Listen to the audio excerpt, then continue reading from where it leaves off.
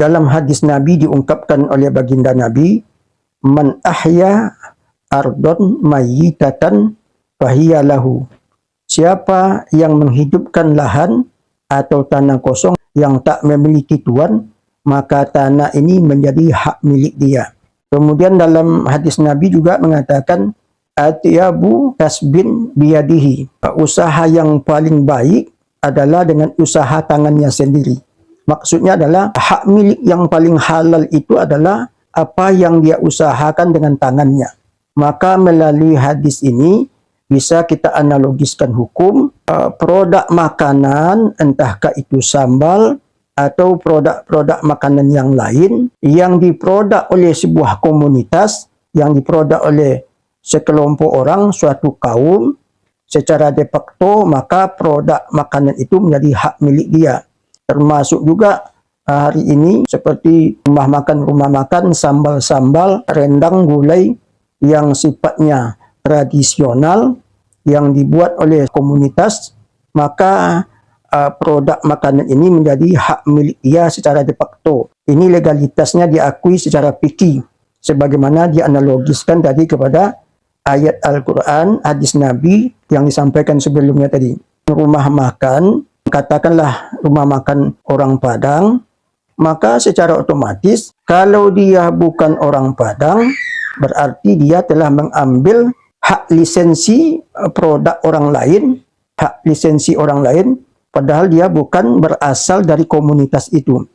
Maka secara hukum fikih atau kearifan lokal atau hukum uruf, hukum adat, ini menyalahi etika, menyalahi hukum secara fikih. La yakhtubu ar-rajul ala khitbati akhihi. Tidak boleh mengambil tunangan orang lain. Apa hukum universal di sini? Kita diminta tidak mengambil hak orang lain. Secara umum, apa yang menjadi hak milik seseorang, hak milik sebuah komunitas, tidak boleh diserobot. Maka oleh sebab demikian, makanan-makanan atau produk gulai ayam atau rendang atau sejenisnya, kalau itu menjadi ciri-ciri khas produk suatu komunitas, katakanlah komunitas orang Minangkabau, yang produk ini cara membuatnya sudah diwariskan secara taklidi. Taklidi itu secara tradisional dari orang tua sampai ke cucu-cucunya, maka makanan itu menjadi hak lisensi bagi komunitas tersebut atau bagi masyarakat Minang.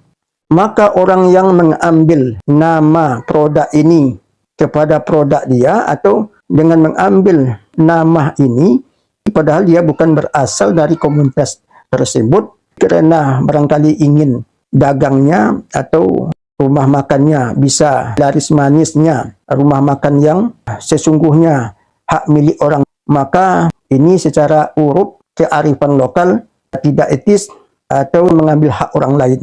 Karena produknya itu sudah hak lisensi secara de facto yang sudah turun-temurun secara tradisional, maka itu menjadi hak komunitas tersebut. Maka kita tidak boleh melabelisasi produk kita dengan produk orang lain.